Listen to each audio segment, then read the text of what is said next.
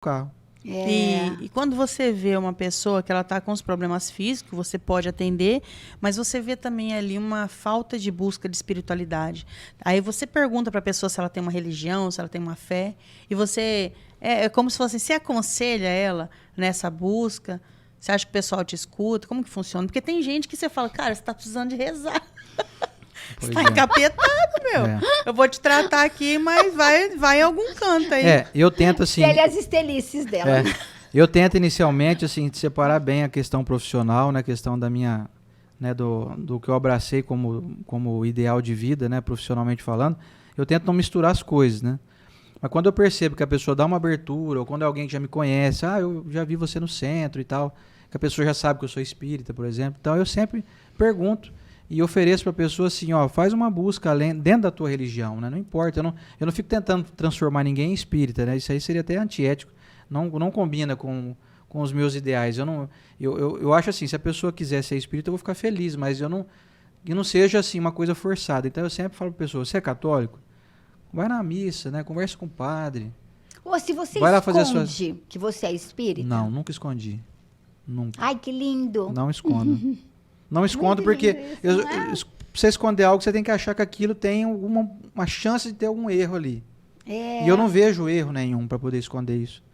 Então, quem não conhece o espiritismo, que acha ainda que é uma técnica demoníaca, diabólica e tal, que hoje em dia eu acredito ninguém mais é tão ignorante a esse ponto de achar isso. Então, como eu acho que eu já estou vivendo no século XXI, eu falo sempre para a Estela, nós estamos vivendo no futuro. O futuro é agora. Não tem mais ninguém tão ignorante assim a ponto de achar que o espiritismo é algo, sabe, reprovável. Né? Porque olha o que eu estou fazendo, olha o que a gente estuda, olha o que a gente divulga, olha o que a gente fala. O espiritismo só fala do bem. Então, por que eu iria me envergonhar ou querer ocultar isso? Então, nunca ocultei de ninguém. Inclusive, eu atendo várias pessoas que são de religiões tidas, né, até de maneira talvez até um pouco preconceituosa da sociedade, né, as religiões neopentecostais, né, alguns protestantes um pouco mais assim de uma linha, né, mais severa assim na sua conduta, mas eles me respeitam muito, né? Eu tenho parentes que são de religiões assim que me seguem, que me acompanham, que perguntam para mim coisas do espiritismo. Então, eu acho que nós vivemos um momento na humanidade onde as religiões estão se compreendendo mais, se aceitando mais, né? Eu não vejo mais assim tanto aquele bairrismo, sabe? De, por exemplo, protestante não quer conversa com quem é católico e vice-versa, ou espírita, né? Não, quer dizer, o espiritismo já é mais aberto, né? Não cria barreiras, assim, né? Mas eu não sinto mais essa resistência, assim. Eu vejo, eu fico até feliz de ouvir isso, porque eu ainda vivo, eu ainda vejo, né, bastante um pouco, essa discriminação, né, que a gente vive como espírita. Até falamos outro dia, acho que foi aqui no podcast mesmo, que teve foi semana passada com a Bruna, que tem um programa que fala sobre antifeminismo, porque o feminismo deturpou, né, de uns tempos para cá. Então, hoje prega aborto, né, prega uma deturpação de valores que não condiz com o feminismo raiz, né, de que era em defesa da mulher, né? Da igualdade, da igualdade, exato, da equidade e tal. E aí, menino, faz parte lá um monte de religião. E não tem espírita. Isso me doeu. Isso me doeu muito. Eu falo, poxa vida, né? Será que a gente ainda aparece como, né? Parece que conversa com o espírito, né? Conversa com o diabo, quer dizer, alguma coisa assim. Pode ser que não. Vou na defesa nossa aí. Defesa e, ao mesmo tempo, nos atacando, né? É como se fosse assim. Montaram ali um grupo, então, antifeminismo. O espírita, ele, às vezes, adota uma postura tanto de não querer arrumar encrenca que ele é covarde. Eu vejo muitos espíritas maninha, covardes. Verdade. Porque a pessoa fala assim, não, eu prefiro não quero arrumar encrenca. E não arrumando encrenca, ela fica em cima do muro.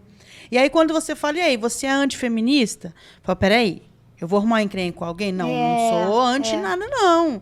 Vamos manter uma linha aí que eu não quero discutir com ninguém. Eu quero agradar gregos e troianos. Então. Opa, Jesus não fez isso.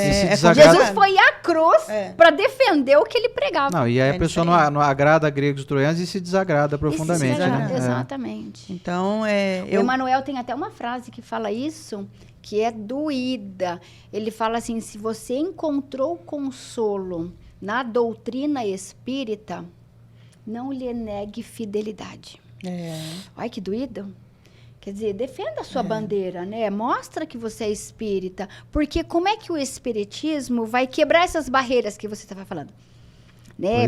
Para chegar aos corações. Através de quem fala, de quem está se mostrando, né? De quem está aparecendo. Olha, eu não sou preconceituosa, não sou radical, sou espírita, né? Defendo tais valores, vivo em consonância com o que eu prego. Não sou perfeita, não, mas eu estou no esforço né? Não prego perfeição, prego esforço. Então, esse é o espírita. Pois é. Né? A Estela citou aí vários representantes espíritas valiosos que vivem em cima disso. Então, essa bandeira a gente precisa levantar e estar ali sendo corajoso. Né? Porque eu estou vendo padre falando de política, estou vendo pastor falando de política e não estou vendo espírita falando. E eu sinto falta, eu preciso dessa referência de pessoas que eu confio, de pessoas que estão ali falando, né, dentro do que a gente entende, os valores religiosos que a gente segue. Eu admiro os protestantes, porque eles são muito corajosos. Os protestantes, se for para um dia existir uma guerra, é claro que eu tô exagerando, né? Para que lado você luta? Eu falo a verdade, eu vou lutar com os protestantes, eles são muito corajosos. Eles defendem tudo que eles acreditam, né? E pode ser que tem coisas que eles acreditam distorcidas, mas você sabe o que o cara tá pensando. Aí, às vezes, a gente vê na doutrina, não só divulgadores, mas o pessoal que trabalha, eu prefiro não comentar. Como? Exatamente. Tá ocorrendo uma injustiça, como que você prefere não comentar? Porque vão pensar... Eu não tenho medo de crítica, não. A gente não pode ter medo de crítica. Porque Jesus, cara, ele foi caminhando. Imagina o tanto que Jesus era criticado. Porque a gente tem na obra do nosso mestre hoje, né? Tudo que deu certo e vamos seguir ele. Mas imagina que foi fácil. Imagina que... Aí ele falou assim, atire a primeira pedra quem nunca... E todo mundo ficou quietinho e foi embora.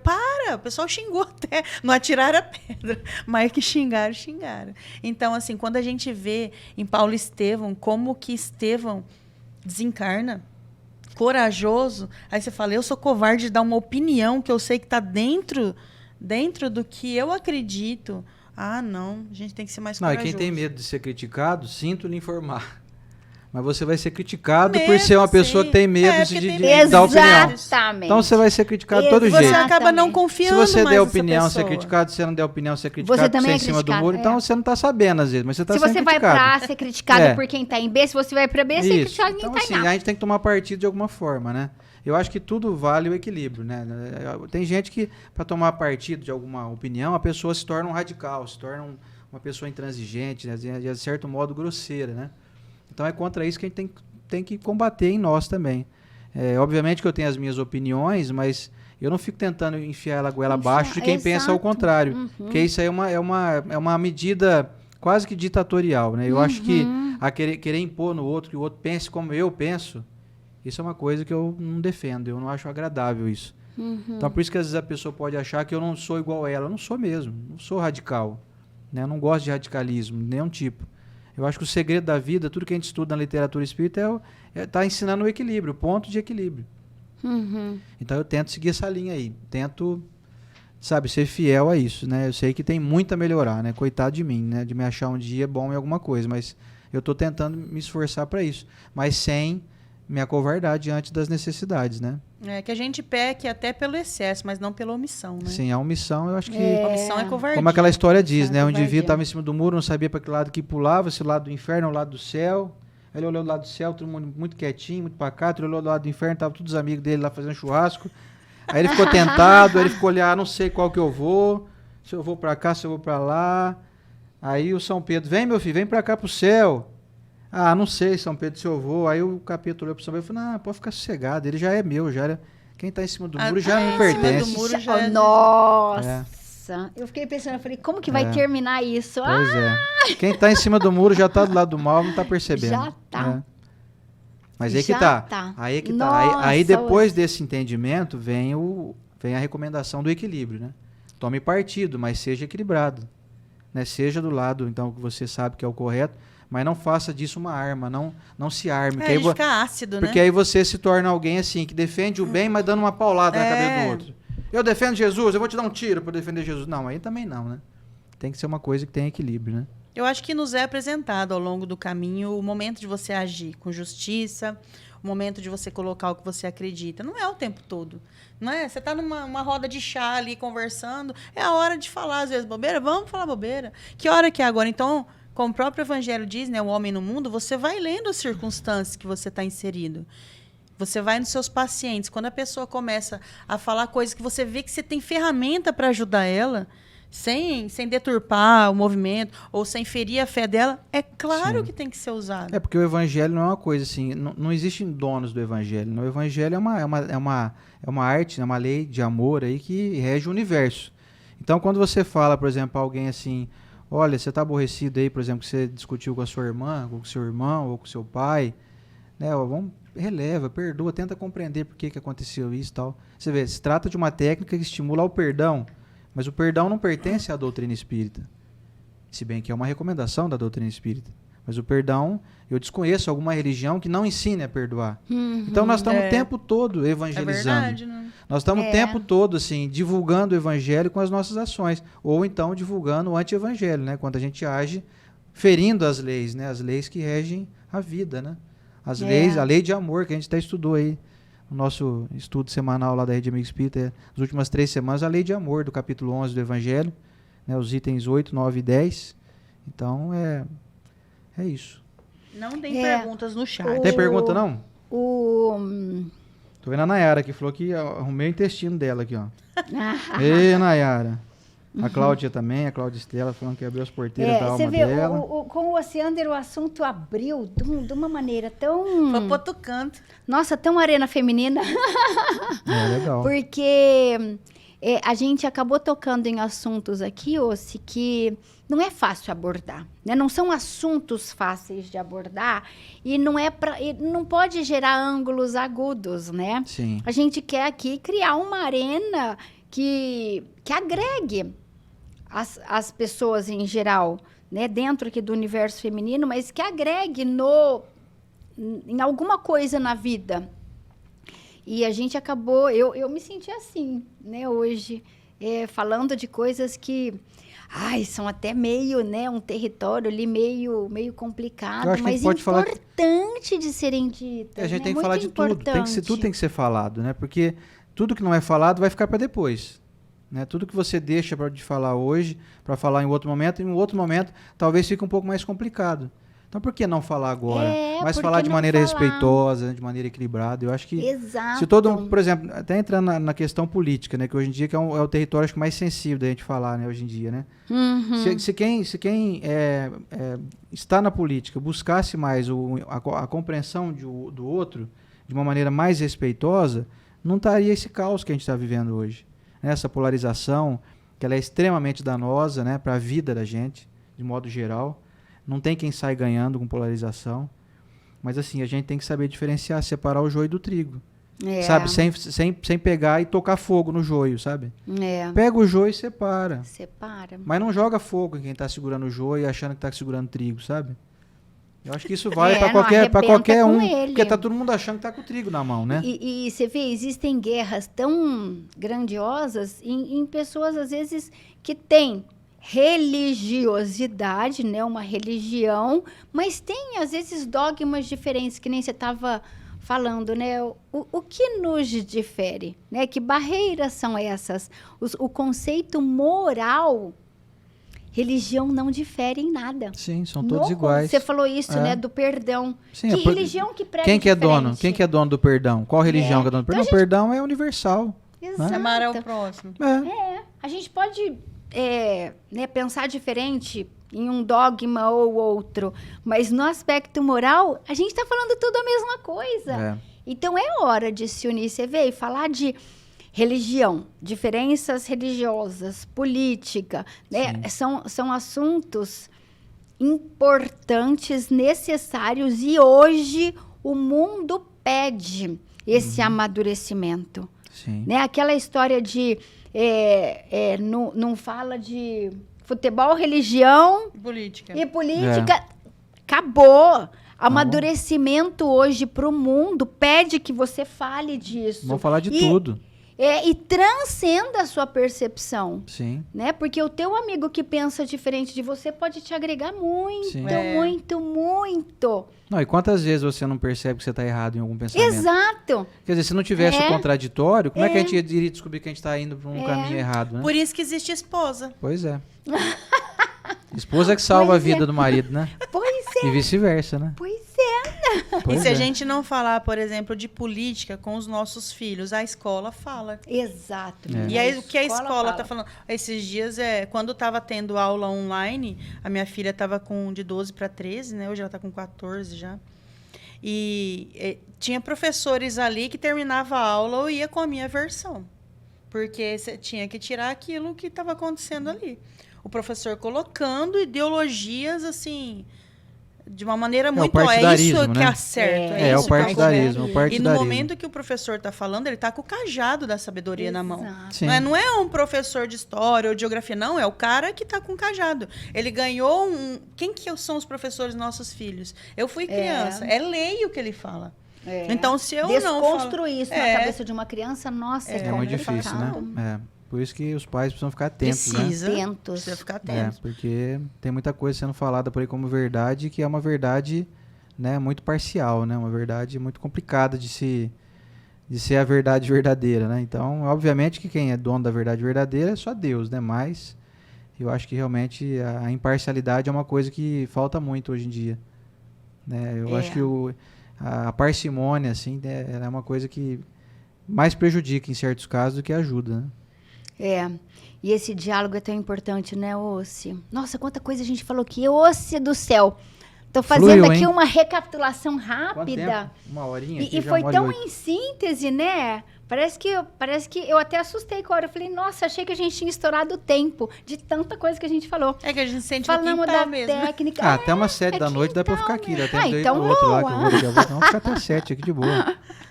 Porque, falamos da técnica, falamos de você, né? De família, de alguns casos reais. Sim, nossa, tem muito casos reais. E outro dia você volta, falou, você vai precisar voltar. Volta, vamos você falar vai precisar mais, voltar, de outras coisas. Vamos falar mais de assuntos vamos falar de futebol, nós não falamos já de política, vamos falar de futebol. Então, pronto, 2 palmeirenses na mesa. Não é? Você não concorda, Carla? Concordo, é isso. Meu Corinthians só tá arrebentado. Segue o líder, tá tudo certo. Mas é isso. Hoje uma das premissas, né, Maninha, que a gente criou esse espaço aqui é justamente esse resgate de família. Né, esse encontro ali de pais, principalmente o papel da mulher, né, porque a mulher é o eixo da família, né, se resume ali o núcleo central em torno dela, das funções, né, maternais, de companheira, enfim. Não menosprezando o trabalho do homem, do marido, porque, né, o marido,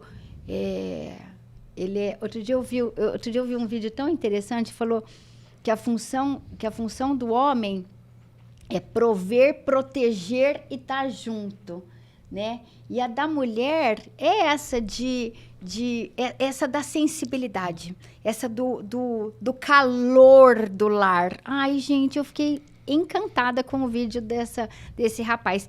E você vê, se a gente não dilata esse diálogo familiar, se a gente não traz a família à tona, né? Aqui nesse espaço, ressaltando a mulher e contornando ali com as funções do homem, a importância de calçar os filhos.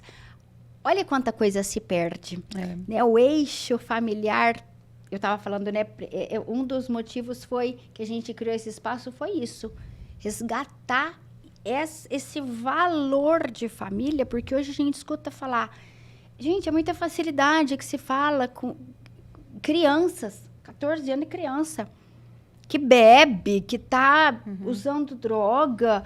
Ah, porque o corpo pai... é meu, as regras são minhas. O corpo é meu, minhas... o pai viajou pra Europa, ficou lá 20 dias. E como é que esse menino tá indo na escola? Ah, porque tem um motorista, porque tem fulano que leva, é uma avó. Então, hoje as famílias, né, parece que distanciaram um pouquinho de algumas coisas que são simples e não podem ser perdidas, né? E esse espaço aqui é para falar de coisas difíceis. E a gente, acho que a tua presença, né, a tua energia favoreceu muito isso e você precisa voltar, porque nós temos mais coisa para falar. Vamos marcar outra. Né, Maninha? Sem Um problema. bocado de coisa para falar. Nossa, eu me senti assim mesmo, sabe? Muita vontade de falar de coisas que geralmente a gente fica meio reticente. O Oceander dá essa segurança pra gente, porque ele Ele dá, realmente né? é uma característica dele. Por isso que quando eu tenho alguma dúvida, eu pergunto pra ele pra ver se eu tô certo, né? Que a nossa dúvida a gente já tem Tem perguntas? Tem uma pergunta. E o Oceander, ele traz nem essa... eu nem consegui acompanhar hoje, foi tão intenso. Não deu nem pra ver aqui. Normalmente eu fico, né, mexendo com a turma aqui. O Oceander tem essa característica dele falar o que ele realmente acredita, porque quando ele não fala, eu não quero opinar, ele fala, eu não sei. Porque ele sempre quer opinar se ele tiver um lado a seguir. Mas também eu não sou Mas dono quando da ele não verdade, sabe né? do assunto, ele fala, não sei. Não, eu dou opinião, mas assim, minha opinião pode estar errada, porque eu não sou dono da verdade, Mas né? você, pelo menos, Enfim, eu você vou dar a minha busca. opinião do que eu acredito, do que eu acho que dentro do Por meu isso, mas conceito... você não tem medo de dar uma opinião, Não. se eu Mas tiver é por isso que é não. opinião, né? É. É a Sim, tua sim. percepção Isso. daquele ângulo de verdade. Sim, é uma sim, fatia é. de verdade. Você não tá colocando a verdade total, Sim. fechada, E né? não significa que eu estou contra, por exemplo, quem pensa diferente. Você quer Exatamente, pensar quem pensa diferente, pense, não tem problema nenhum. Mas Eu tem não vou ser coisas... teu inimigo por exato, isso, sabe? te amo, mas eu penso diferente. Pois é, exatamente. E o gostoso que, como eu convivo com você, eu sei disso, o gostoso é que quando ele não sabe, ele tem a humildade de falar, eu não sei. Então isso te dá segurança para Dá quando ele segurança. falar que ele sabe. Foi muito intenso o papo aqui hoje, viu? Eu gostei demais. Eu já imaginava que seria conhecendo você, mas eu não pensei que a gente discorreria com tanta facilidade, né, equipe? Vocês não acham? Que a gente discorreria com tanta facilidade em tantos ângulos. Nossa. Mas pensa bem, Carla, ó, nós estamos vivendo uma vida espiritual, nós somos espíritos encarnados, né? Então, assim, nós temos que aproveitar todas as nuances do que existe no mundo. Nós podemos falar de proteção acústica, de cortina, de aparelho de TV, tudo tem algo para a gente aprender, sabe? Como é que se constrói uma TV dessa daí? Tem uma inteligência, uma engenharia, uma perspicácia, uma audácia de quem criou e tal, para chegar nesse patamar aqui. Olha uma transmissão como essa, a gente não sabe quem está assistindo a gente no mundo inteiro, não sabe quem vai assistir um dia. Então, quer dizer, nós temos que nos abrir para tudo. Porque para um dia a gente chegar num grau evolutivo de se dizer anjo, que a gente vai ser um dia, talvez, sabe, esse lado daqui quanto tempo, nós vamos ter que saber de tudo, nós vamos ter que saber como é que faz uma caneca, nós vamos ter que saber de política, de futebol, de celular, de câmera, de manipulação tudo. de fluido cósmico. Sim, nós vamos ter que saber de tudo. Então por que a gente se limita? Nós não podemos nos limitar. Nós temos que fugir dos extremos. Eu acho que nós temos que fugir, né, de qualquer tipo de sentimento que cause ojeriza nas pessoas. Quer dizer, exponha os teus pontos de vista, mas não se torne alguém intransigente, desagradável, que se mostre uma desorientação, excessivamente orgulhosa, vaidosa de querer impor a própria verdade. Então eu acho que dentro desse conceito você pode fluir com qualquer assunto. Vamos falar aqui de qualquer, sabe, sem nenhum tipo de ressalva. De nada. Vamos falar de assuntos delicados, de assuntos chatos de falar. Mas tudo é necessário. Aprendendo, né? Aprendendo. Como, por exemplo, vamos falar de guerra. Não é um assunto ruim. Poxa, guerra, gente caindo bomba lá. Mas por que existe a guerra? Qual que é o motivo? Como é que surgiu a guerra? Quem que idealizou isso? Por que chegou ao ponto que está? O que eu posso fazer? Pois é, então tem mil coisas que a gente pode aprender com esse assunto. O que agrega isso, né? Então não é um assunto assim, humanidade. eu não vou falar disso não, que isso é um negócio muito delicado, não posso falar. Se a gente não falar, isso vai ficar para depois. Nós não podemos deixar o que está aqui hoje e deixar para depois. É aquele velho ditado, não deixe para amanhã o que você pode fazer hoje. Sabe, isso para tudo na vida.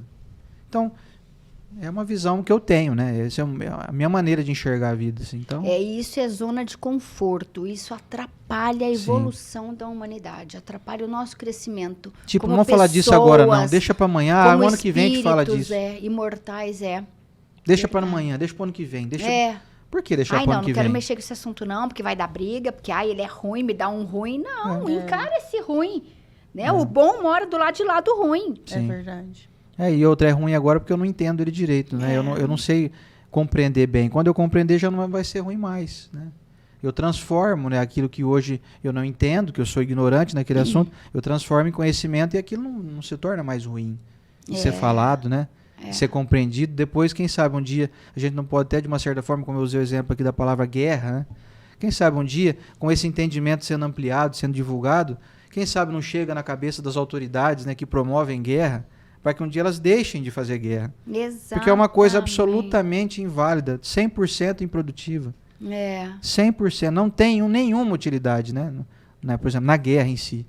É preciso guerrear com palavras, né? Com busca por ideais, né? Que sejam semelhantes, né? Eu acho que não é o caminho bom. E você vê, você falou um negócio aí, esse assunto guerra. O que nem a Estela falou, o que eu tiro hoje? Como é que eu posso ajudar hoje? Prece. Já paramos para pensar que essa guerra hoje pede prece coletiva, prece de todos os países, prece de todas as mentes e corações que estão olhando para aquilo lá com aquele aperto, né, que causa, né, tanta compaixão na gente. Então é prece.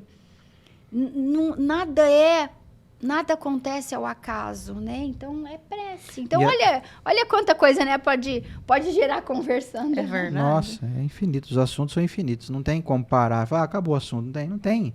Nós podemos pegar aquele quadro da parede ali. Como é que será que fizeram um quadro daquele e tal? Você vai, né? A gente vai embora aqui. Vai até 24 horas falando sem parar aqui. A Arena Feminina hoje é acupuntura e filosofia. Acupuntura e filosofia. Vamos lá. O próximo vai chamar acupuntura e filosofia. Vamos embora. Ô, Bu. Oi, gente. Tem pergunta. A Cláudia mandou uma pergunta. Ela perguntou o seguinte: quanto tempo dura o tratamento que fizemos? É variável de pessoa para pessoa? Depende de alguns fatores? Muito boa pergunta, Cláudia. Bom, não existe receita de bolo. Nem na vida... Não, para fazer bolo existe receita, né? Mas em tratamento não existe. O que é bom para talvez para o outro não seja tão bom. O que melhora em um mês, para o outro às vezes demora um ano. Então não existe uma regra geral, mas existem algumas recomendações. Eu sempre recomendo para todo mundo fazer pelo menos 6 meses, para poder dar tempo do tratamento se efetivar, né? E eliminar ou até diminuir muito a intensidade do desequilíbrio que a pessoa apresenta. Então tem gente que faz um mês, melhora, só que ela fala, eu já estou bem já, então eu vou dar uma parada, não vou fazer mais. Fala, não faça isso porque não deu tempo ainda de consolidar a tua melhora. Espera um pouquinho mais, faz mais uns 2, 3 meses aí, vamos ver como é que você reage.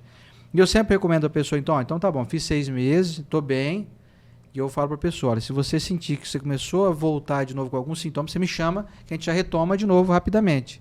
Não espera piorar de novo de tudo, não, para você me chamar, não. Senão a gente começa da estaca zero, né? Mas varia de pessoa para pessoa. Por exemplo, como eu falei aqui do meu amigo do Douglas, ele trata comigo há 5 anos. Ele fala assim, direto, ele nunca parou.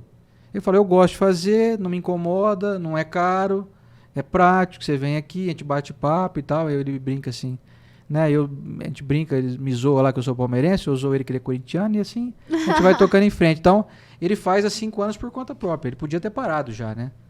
Mas não tem uma receita assim, viu, Cláudio? Não tem uma obrigatoriedade. Também não obrigo ninguém a assinar contrato comigo. Assim que os sintomas começarem a voltar, volta a fazer o tratamento.